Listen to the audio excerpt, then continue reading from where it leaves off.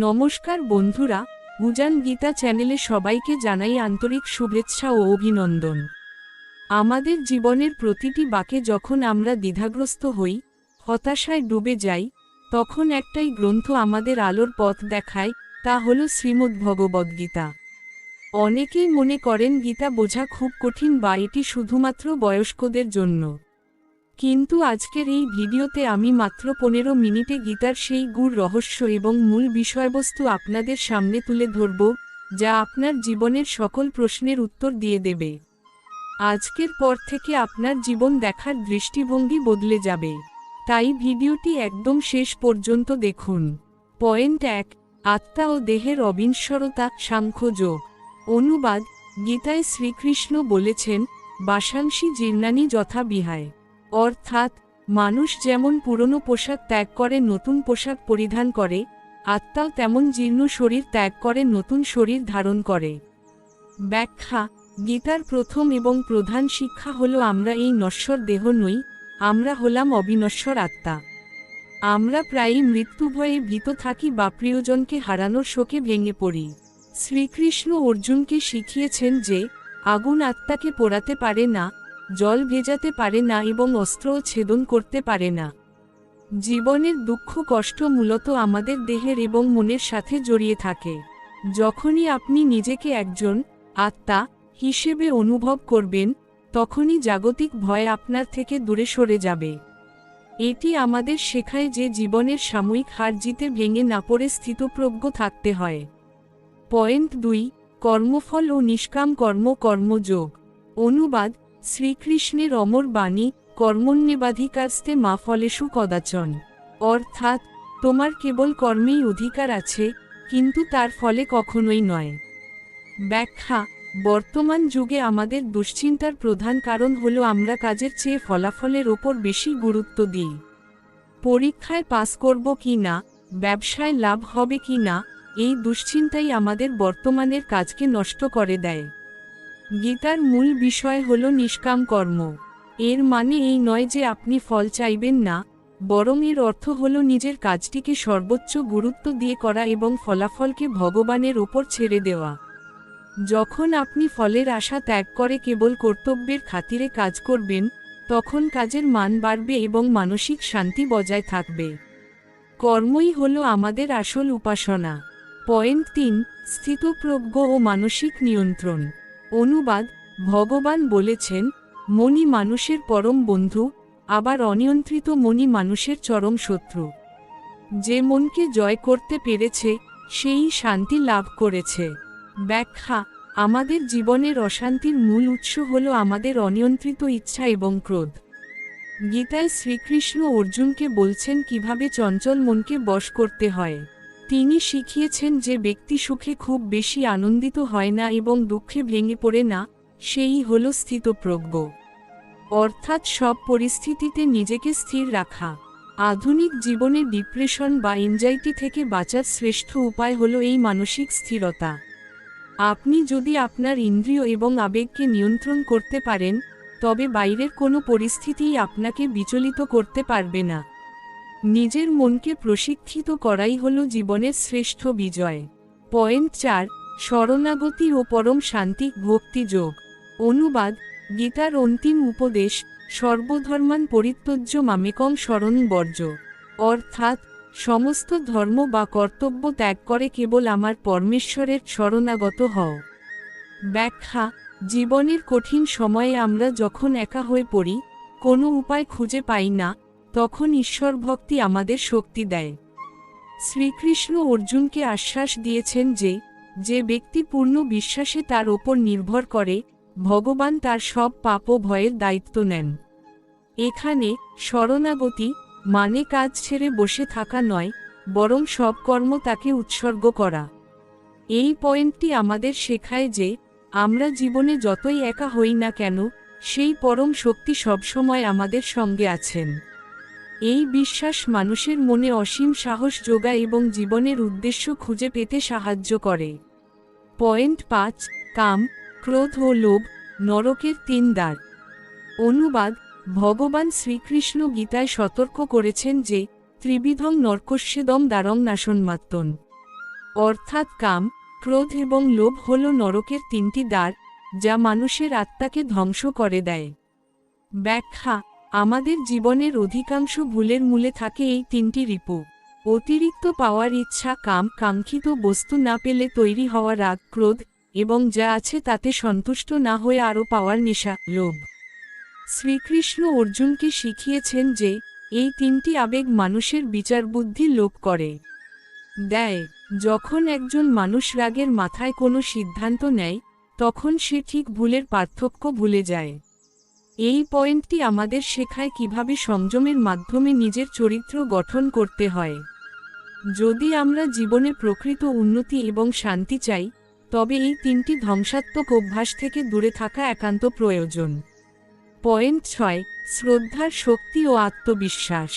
অনুবাদ: গীতায় বলা হয়েছে, শ্রদ্ধাবান লপ্তে জ্ঞান, অর্থাৎ যার মনে শ্রদ্ধা ও একাগ্রতা আছে, সেই জ্ঞান লাভ করতে পারে। আরও বলা হয়েছে যে মানুষ তার বিশ্বাসের দ্বারাই গঠিত হয়। ব্যাখ্যা: শ্রীকৃষ্ণ অর্জুনকে শিখিয়েছেন যে মানুষের নিজের ওপর বিশ্বাস বা শ্রদ্ধা থাকা কতটা জরুরি। আপনি নিজেকে নিয়ে যেমন ভাববেন, আপনি ঠিক তেমনটাই হয়ে উঠবেন। যদি আপনি বিশ্বাস করেন যে আপনি পারবেন, তবে বিশ্বব্রহ্মাণ্ডের শক্তি আপনাকে সাহায্য করবে। কিন্তু যদি আপনার মনে সংশয় থাকে, তবে জ্ঞান থাকলেও আপনি সফল হতে পারবেন না। এই পয়েন্টটি আমাদের বর্তমান প্রজন্মের জন্য অত্যন্ত প্রাসঙ্গিক। আত্মবিশ্বাস এবং নিজের লক্ষ্যের প্রতি অটুট শ্রদ্ধা থাকলে যেকোনো কঠিন পরিস্থিতি জয় করা সম্ভব। নিজের ভেতরের ঈশ্বরত্বকে চেনা এবং সেই বিশ্বাসে অটল থাকাই হল সফলতার চাবিকাঠি। পয়েন্ট 7: সমত্ব যোগ বা সমদৃষ্টি। অনুবাদ: শ্রীকৃষ্ণ বলেছেন, যোগস্থ কুরু কর্মাণি সঙ্গম ত্যক্তা ধনঞ্জয়, অর্থাৎ হে অর্জুন, আসক্তি ত্যাগ করে এবং সিদ্ধি ও অসিদ্ধিতে সমান জ্ঞান রেখে যোগস্থ হয়ে কর্ম করো। এই সমত্ববোধই হল যোগ। ব্যাখ্যা: সমত্ব যোগের অর্থ হল সবকিছুর মধ্যে ভারসাম্য বজায় রাখা। গীতায় ভগবান শিখিয়েছেন যে পণ্ডিত ব্যক্তিরা ব্রাহ্মণ, চণ্ডাল, গরু বা কুকুর, সবার মধ্যেই একই পরমাত্মাকে দর্শন করেন। বাস্তব জীবনে এর প্রয়োগ হল সাম্যবাদ এবং নিরপেক্ষতা। ছোট বড় বা উঁচু নিচু ভেদাভেদ না করে সবাইকে সম্মান করা। যখন আমরা সাফল্যের সময় অহংকারী হই না এবং ব্যর্থতার সময় হতাশায় ভেঙে পড়ি না, তখনই আমরা প্রকৃত যোগী হয়ে উঠি। জীবনের ওঠা পড়া বা জয় পরাজয়কে সমানভাবে গ্রহণ করার ক্ষমতা আমাদের মানসিক প্রশান্তি দান করে। এই দৃষ্টিভঙ্গি থাকলে জীবন অনেক সহজ ও আনন্দময় হয়ে ওঠে। পয়েন্ট 8: আহার, বিহার ও অভ্যাসের গুরুত্ব, যুক্তাহার যোগ। অনুবাদ: ভগবান শ্রীকৃষ্ণ গীতায় বলেছেন, যুক্তাহার বিহারস্য যুক্তচেষ্টস্য কর্মসু, অর্থাৎ যার আহার, বিহার, বিনোদন, কর্মচেষ্টা এবং নিদ্রা পরিমিত বা সুশৃঙ্খল, তার পক্ষেই যোগ সাধনার মাধ্যমে দুঃখ নাশ করা সম্ভব। ব্যাখ্যা: আমরা অনেক সময় ভাবি আধ্যাত্মিকতা মানে কেবল পূজাপাঠ, কিন্তু গীতা আমাদের শেখায় একটি সুশৃঙ্খল জীবনযাত্রার কথা। শ্রীকৃষ্ণ অর্জুনকে বলছেন, অতিভোজনকারী বা অনাহারী, খুব বেশি ঘুমানো ব্যক্তি বা একদম না ঘুমানো ব্যক্তি, কেউই জীবনে সফল বা সুখী হতে পারে না। আমাদের শরীর হলো একটি মন্দির, আর একে সুস্থ রাখতে হলে পরিমিত আহার এবং সঠিক বিশ্রামের প্রয়োজন। বর্তমানের অনিয়ন্ত্রিত জীবনধারায় এই শিক্ষাটি অত্যন্ত জরুরি। যখন আমরা আমাদের খাদ্যাভ্যাস এবং দৈনন্দিন রুটিনকে নিয়ন্ত্রণে আনি, তখন আমাদের শরীর ও মন দুইই শক্তিশালী হয়, যা আমাদের লক্ষ্য অর্জনে সাহায্য করে। পয়েন্ট 9: সংশয় ও দিব্য জ্ঞান।